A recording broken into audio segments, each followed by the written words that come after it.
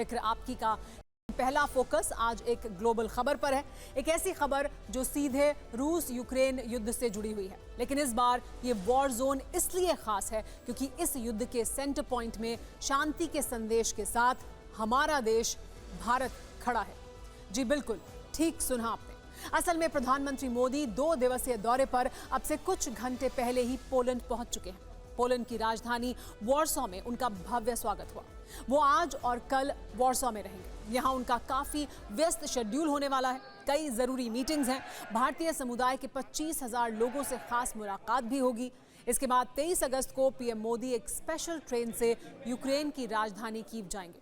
Kyiv पहुंचने के बाद प्रेसिडेंट ज़ेलेंस्की से उनकी पर्सनल मीटिंग होगी। इस मीटिंग पर दुनिया की नजरें रहेंगी। मॉस्को और वॉशिंगटन का फोकस इस मीटिंग पर है, क्योंकि ऐसा पहली बार होगा जब रूस यूक्रेन युद्ध पर प्रधानमंत्री मोदी सीधे कीव से रूस और यूक्रेन दोनों को शांति का संदेश देंगे।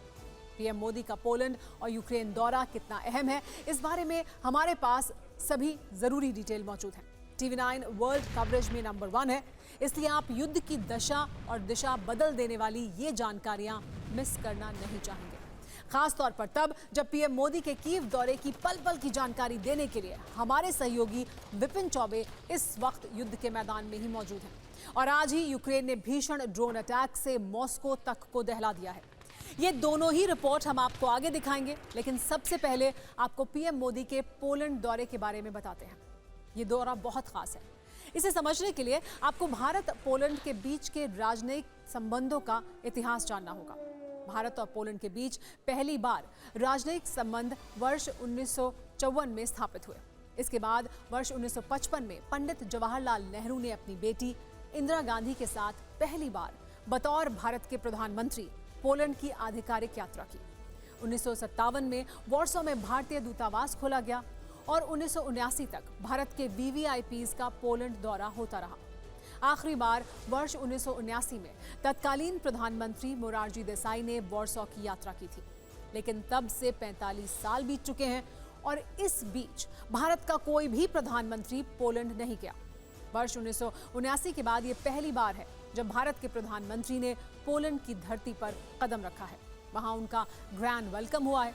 वो पोलैंड के राष्ट्रपति आंद्रेज सेबेस्टियन डूडा से मुलाकात करेंगे। पोलैंड के पीएम डोनाल्ड टस्क के साथ द्विपक्षीय वार्ता करेंगे और पोलैंड में रहने वाले भारतीय समुदाय के 25,000 लोगों से भी मुलाकात करेंगे, उनसे बातचीत करेंगे। अब से थोड़ी देर पहले उन्होंने पोलैंड में नवानगर के जाम साहब स्मारक पर जाकर श्रद्धांजलि भी दी। आपके टीवी स्क्रीन पर ये जो तस्वीरें आप देख रहे हैं, ये उसी ऐतिहासिक स्मारक की हैं।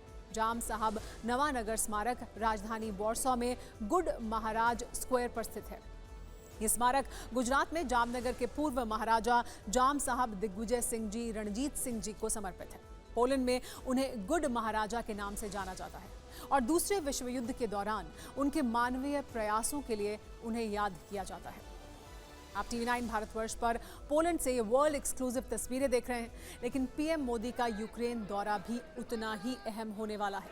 सबसे पहले आपको जानना चाहिए कि पीएम मोदी वहां पहुंचेंगे कैसे, क्योंकि युद्ध की वजह से बड़े पैमाने पर एयरपोर्ट्स बंद हैं। सड़क के रास्ते जाना जोखिम भरा है। तो ऐसी जानकारी है कि पीएम मोदी वॉर्सो से कीव तक स्पेशल ट्रेन से पहुंचेंगे। आपको आपके टीवी स्क्रीन पर हम वो स्पेशल ट्रेन भी अब दिखाने जा रहे हैं। ये विशेष रूप से डिज़ाइन की गई ट्रेन है।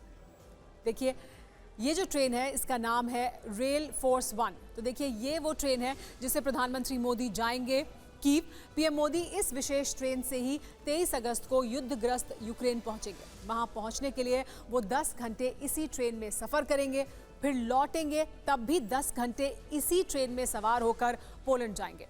यूक्रेन की रेलवे कंपनी ने इसे रेल फोर्स 1 नाम दिया है। इस ट्रेन को यूक्रेन की आयरन डिप्लोमेसी के तौर पर देखा जाता है। युद्ध के समय इस ट्रेन की खासियत इसलिए भी बढ़ गई है क्योंकि इन ट्रेनों का प्रयोग युद्ध के समय वर्ल्ड लीडर्स और VIP मेहमानों को लाने ले जाने के लिए किया जाता है। आपके मन में ये प्रश्न जरूर होगा कि पीएम मोदी कीव पहुंचेंगे तो ज़ेलेंस्की से क्या बात करेंगे। तो आज जब वो दिल्ली से उड़ान भरने वाले थे, तब उन्होंने एक्स पर एक पोस्ट लिखा। इसमें क्या संदेश छिपा है, शांति का कैसा मंत्र है, आप उनका ये मैसेज देखिए। मैं राष्ट्रपति ज़ेलेंस्की के निमंत्रण पर यूक्रेन का दौरा करूंगा। ये यात्रा उनके साथ पहले हुई चर्चाओं को आगे बढ़ाने और भारत यूक्रेन मित्रता को गहरा करने का अवसर होगी। हम यूक्रेन संघर्ष के शांतिपूर्ण समाधान पर दृष्टिकोण साझा करेंगे। एक मित्र और भागीदार के रूप में हम इस क्षेत्र में शीघ्र शांति और स्थिरता की वापसी की आशा करते हैं।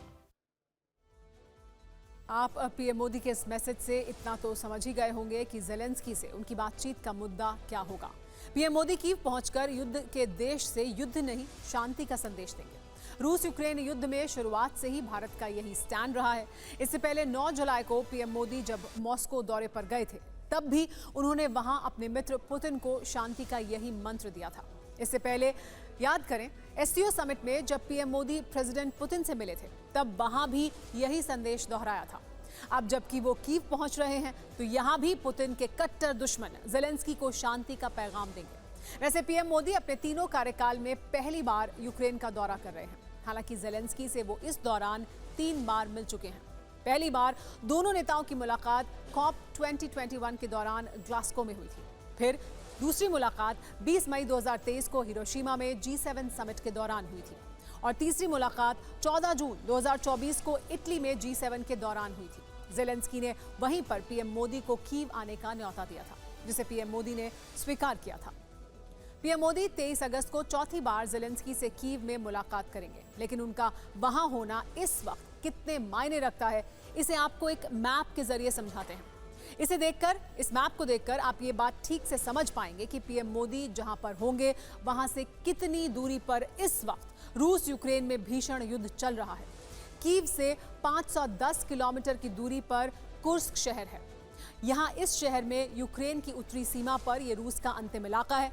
बॉर्डर से लगे इस इलाके में यूक्रेन की सेना 35 किलोमीटर अंदर तक घुसकर रूस को भारी नुकसान पहुंचा रही है। कीव से 600 किलोमीटर की दूरी पर स्थित है डोनेस्क का पोक्रोव्स्क शहर। ये पूर्वी यूक्रेन का हिस्सा है। यहाँ से रूसी सेना सिर्फ 16 किलोमीटर की दूरी पर मौजूद है। ये इलाका डोनेस्क रीजन में आता है। डोनेस्क में रूस का कब्जा है। खास बात यह है कि इसी शहर से यूक्रेनी सेना को सैन्य सामानों की आपूर्ति की जाती है और अब ये सप्लाई लाइन रूस की सेना काटने के लिए आगे बढ़ रही है। वहीं काला सागर में हाल ही में यूक्रेन ने रशियन नेवी पर शक्तिशाली प्रहार किए हैं। यहाँ यूक्रेन का मकसद रूसी नौसेना को पीछे धकेलना है और यहाँ अपना एक शिपिंग चैनल स्थापित करना है, ताकि वो फिर से ग्लोबल बाजार में अनाज और दूसरे कृषि उत्पादों का निर्यात कर सके। लेकिन यहां रूस की सेना से उसे जवाब भी मिल रहा है। कीव में होना जोखिम भरा हो सकता है, लेकिन वहां प्रधानमंत्री मोदी का जाना दुनिया के लिए रहस्य भरा भी हो सकता है। संयुक्त राष्ट्र के महासचिव हो या अमेरिका, फ्रांस, जर्मनी जैसे ताकतवर देश हो, सभी ने समय समय पर यह इच्छा जताई है कि पीएम मोदी रूस यूक्रेन युद्ध को खत्म करवाने की पहल करें। पिछले महीने ही यूक्रेन के चीफ ऑफ स्टाफ एंड्रे यरमाक और एनएसए अजीत डोवाल के बीच फोन पर बातचीत हुई थी। तब यूक्रेन के चीफ ऑफ स्टाफ ने उनसे कहा था कि पीएम मोदी यूक्रेन में शांति स्थापित करने में महत्वपूर्ण भूमिका निभा सकते हैं। जुलाई में जब मॉस्को में पीएम मोदी पुतिन से मिले थे और बम, बंदूक और गोलियों वाला चर्चित बयान दिया था, उस समय पुतिन ने इस बयान पर प्रतिक्रिया देते हुए पीएम मोदी का आभार जताया था और ये कहा था कि वो यूक्रेन संकट का शांतिपूर्ण समाधान खोजने में मदद करने के लिए मित्र मोदी के आभारी हैं। यानी भारत युद्ध के मैदान में भी शांति पथ तैयार कर सकता है। भारत का इस पर क्या रुख है वो हम आपको बता चुके हैं, लेकिन आपके मन में प्रश्न ये भी होगा कि क्या पीएम के कीव जाने से कहीं रूस को दिक्कत तो नहीं होगी? फिक्र के कूटनीतिक लेंस से देखें तो इसका जवाब ना में है। भारतीय विदेश मंत्रालय ने साफ साफ कहा है कि रूस और यूक्रेन दोनों से ही भारत के संबंध मजबूत और स्वतंत्र हैं। दोनों ही देशों से भारत के संबंधों का अपना अलग अलग अस्तित्व है। ये किसी एक का फायदा और दूसरे का नुकसान जैसा मामला बिल्कुल नहीं है। और युद्धकाल में भारत यूक्रेन को मानवीय मदद भी हमेशा भेजता रहा है। आपको ये याद होगा कि पुतिन जब चीन गए थे, तब भारत ने कोई नाराजगी जाहिर नहीं की थी। उस समय रूस और भारत दोनों ही देशों ने ये कहा था कि भारत और रूस के संबंध अलग लेवल पर हैं। वैसे तो आप जानते ही हैं कि टीवी 9 को पूरी दुनिया में युद्ध की कवरेज का एक्सपर्ट माना जाता है। रूस यूक्रेन युद्ध हो, गाजा का युद्ध हो या फिर अजरबैजान की जंग रही हो, टीवी 9 भारतवर्ष ने युद्ध क्षेत्र से सबसे प्रामाणिक रिपोर्टर्स अपने दर्शकों के सामने रखे हैं और ऐसे में जब पीएम मोदी कीव पहुंचने वाले हैं तो वहां ग्लोबल कवरेज के लिए TV9 की टीम पहले से मौजूद है। हमारे सहयोगी विपिन चौबे आज कीव के बेहद करीब बुचा और गोस्टोमेल पहुंचे। कुछ दिन पहले ही यहां रूस ने बड़ा हमला किया था। वहां से आप विपिन चौबे की ये रिपोर्ट देखिए। ये रिपोर्ट आपको हैरान करेगी। इस रिपोर्ट को देखकर आपको ये पता चलेगा कि जिस शहर में बम गिरते हैं, मिसाइलें गिरती हैं, उसका क्या हाल होता है। जो शहर युद्ध की आग में झुलसता है वो कैसा दिखता है।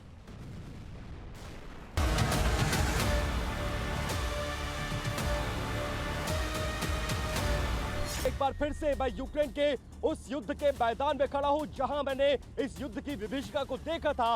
एक एक तस्वीर आप तक पहुंचाई थी, लेकिन 2 साल बाद अब जब मैं यूक्रेन की राजधानी कीव से सटे गोस्टोमेल आया हूं तो मुझे वैसी ही तस्वीर नजर आ रही है। रुक रुक कर इसी तरह से एयर रेड अलर्ट सायरन चारों तरफ बज रहे हैं। कुछ दिन पहले रशिया की तरफ से हमला किया गया था और उस हमले में ये बहुत बड़ा वेयर हाउस किस तरह से उसको नुकसान पहुंचा है, उस हमले की तस्दीक करता हुआ, गवाही देता हुआ ये वेयर हाउस आपको नजर आएगा। जो बड़े बड़े मिसाइल हमले हुए थे उसमें ये जो कंटेनर्स इस तरह के रखे गए थे वो कैसे यहाँ पर मेल्ट हो गए हैं। इसके अलावा आप साफ तौर पर देखेंगे ये पूरी लोहे की बॉडीज हैं जो यहाँ पर रखी गई थी वो किस तरह से गल गई है। और इस तरह के जो छोटे छोटे स्प्रिंकल्स हैं जो ऐसा बताया जा रहा है, अंदाजा भी लगाया जा रहा है कि संभवतः मिसाइल से निकले हुए होंगे और वो चारों तरफ आपको यहाँ पर बिखरा हुआ नजर आएगा। अब जो मैं तस्वीर दिखा रहा हूँ ये देखिए, ये कितना मोटा लोहा होगा लेकिन मेल्ट करके ये पिघल कर मुड़ गया है। और टीला देखिए, इस तरह से पूरी बिल्डिंग के चारों तरफ कोनों कोने में राख का टीला बन गया है और आरसीसी की जो दीवार थी वो कैसे फट गई है वो भी हम आपको दिखाने की कोशिश कर रहे हैं।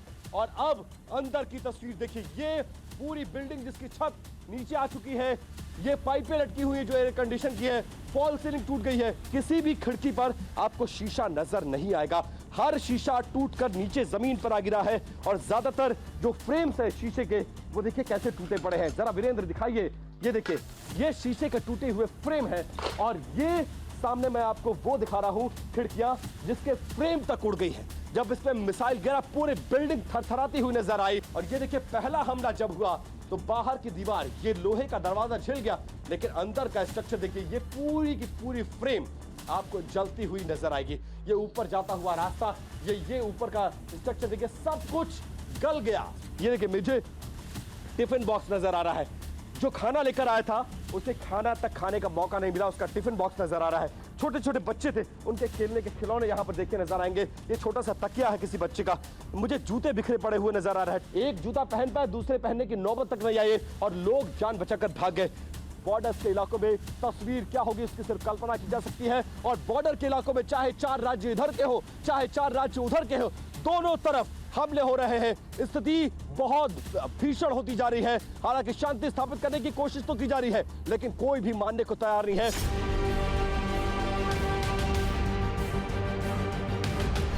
यहीं पर चर्च पर हमला किया गया था और यहीं बूचा इरपिन के इलाके तक जो रशियन आर्मी थी वो आ गई थी। ये पहली बिल्डिंग आपने देखी, इसके बाद ये दूसरी बिल्डिंग देखिए, ये तीसरी बिल्डिंग देखिए, ये चौथी बिल्डिंग देखिए, ये 5वीं 6वीं 7वीं 8वीं 9वीं 10वीं गिनती खत्म हो जाएगी लेकिन बर्बादी के ये निशान खत्म नहीं होंगे, जो अपने आप में बताने के लिए काफी है कि हालात आज भी कीव में बदले नहीं है। कीव के पास हुआ यह हमला विनाशकारी था और आज यूक्रेन रूस में जो ड्रोन हमले किए वो भी कम भीषण नहीं थे। यूक्रेन ने आज मॉस्को समेत रूस के 6 प्रांतों को टारगेट किया। पूरी दुनिया को उम्मीद है कि भारत जरूर इस क्षेत्र में शांति लाने में असरदार भूमिका निभाएगा। लेकिन इसी बीच हमले भी हो रहे हैं। रूस पर यूक्रेनी हमले की रिपोर्ट आपको जरूर देखनी चाहिए। मॉस्को में यूक्रेन ने इस बार पिछले साल 3 मई से भी बड़ा हमला कर दिया है, वो भी क्रेमलिन के बेहद पास। खबर है कि अकेले मॉस्को में ही कीव की फोर्स ने 20 से अधिक ड्रोन अटैक किए। रूस का दावा है कि उसकी सेना ने इनमें से 11 ड्रोन मार गिराए। हालांकि कुछ ड्रोन मॉस्को में रिहायशी इलाकों में गिरे जिससे वहां इमरजेंसी जैसी सिचुएशन हो गई। रूसी इंटेलिजेंस एजेंसी के मुताबिक यूक्रेन का टारगेट मॉस्को में रूसी सेना के अहम ठिकाने थे और क्रेमलिन भी उनके रडार में था। जवाबी कार्रवाई में पुतिन ने क्रेमलिन के अंदर अपने वॉर कमांडर्स के साथ बैठक भी की। लेकिन मॉस्को के अलावा यूक्रेन ने 22 ड्रोन हमले ब्रियांस्क में भी किए थे। रूस के दावे के मुताबिक सभी हमले नाकाम कर दिए गए। रूस ने यूक्रेन के 6 ड्रोन बेलगरोद में इंटरसेप्ट किए। एक ड्रोन रोस्तोव के ऊपर बर्बाद कर दिया गया।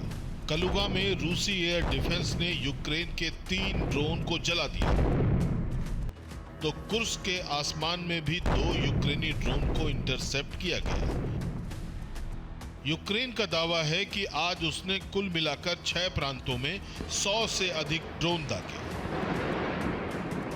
और रूस का दावा है कि इनमें से 45 इंटरसेप्ट किए गए। अब रूसी एजेंसी SVR का संगीन आरोप क्या है वो भी सुनिए। रूसी रिपोर्ट के मुताबिक हमले का ब्लूप्रिंट नेटो ने तैयार किया और इसे यूक्रेन ने अंजाम तक पहुंचाया। रूस को शक है कि नेटो ने रूस से लगे हुए देश लातविया की राजधानी रीगा में इस अटैक की योजना बनाई। लातविया ने यूक्रेन के लिए विशेष ड्रोन तैयार किए और 500 ड्रोन की खेप सीक्रेट रूप से यूक्रेन पहुंचाए गए। खबर है कि लातविया 500 ड्रोन की दूसरी खेप भी जल्द यूक्रेन भेजने वाला है। अगर रूसी खुफिया एजेंसी SVR का ये दावा सही निकला तो रूस यूक्रेन जंग का दायरा बढ़ सकता है। इस युद्ध की जद में पश्चिमी देश भी आ सकते हैं।